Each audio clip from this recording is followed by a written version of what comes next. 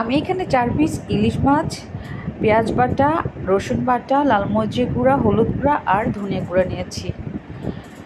এখন আমি একটা প্যানের মধ্যে তেল দিয়ে দিলাম। তেলটা কম বেশি করতে পারবেন।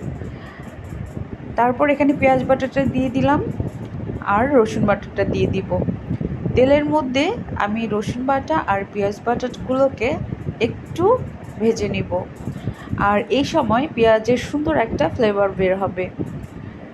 এগুলোকে আমি একটু ব্রাউন করে ভেজে নিব।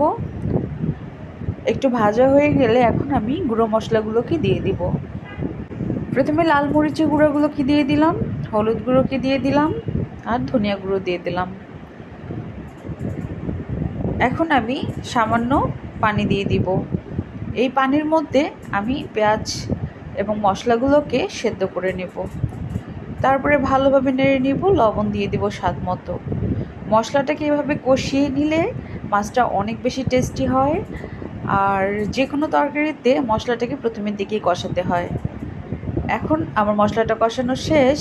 আমি একটা করে করে মাছগুলোকে দিয়ে দিব। আমি এভাবে মশলাগুলোর উপরে মাছগুলোকে বসিয়ে দিচ্ছি। তারপর একটু পর আমি মাছগুলোকে এভাবে উল্টিয়ে দিব। এতে মশলাগুলো মাছের ভিতরে ঢুকে যাবে। আমি যেহেতু আগে থেকে মাছগুলোকে মাখিয়ে রাখি নাই, তাই আমি মশলার মধ্যে মাছগুলোকে ভালো করে ভেজে নিব। আর এই রান্নাটা কিন্তু একটু ঝাল ঝাল হবে। তারপরে কিছু পানি দিয়ে দিলাম সেদ্ধ করার জন্য। এই পানির মধ্যে আমি মাছটাকে রান্না করে নিব। তারপর ঢাকনা দিয়ে ঢেকে দিব মাছগুলোকে সেদ্ধ হওয়ার জন্য। আমি এ থেকে 5 থেকে 6 মিনিটের মতো রান্না করব। তারপর ঢাকনাটা তুলে এখন আমি মাছগুলোকে উল্টিয়ে দিব। মাছগুলো সেদ্ধ হয়ে এসেছে। আর এখন আমি আস্ত কাঁচামরিচ কয়েকটা দিয়ে দিব। আস্ত কাঁচামরিচ এভাবে ইলিশ মাছের মধ্যে দিলে সুন্দর একটা ফ্লেভার আসে।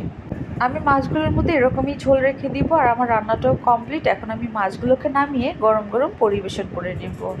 ভালো থাকবেন। আল্লাহ হাফিজ।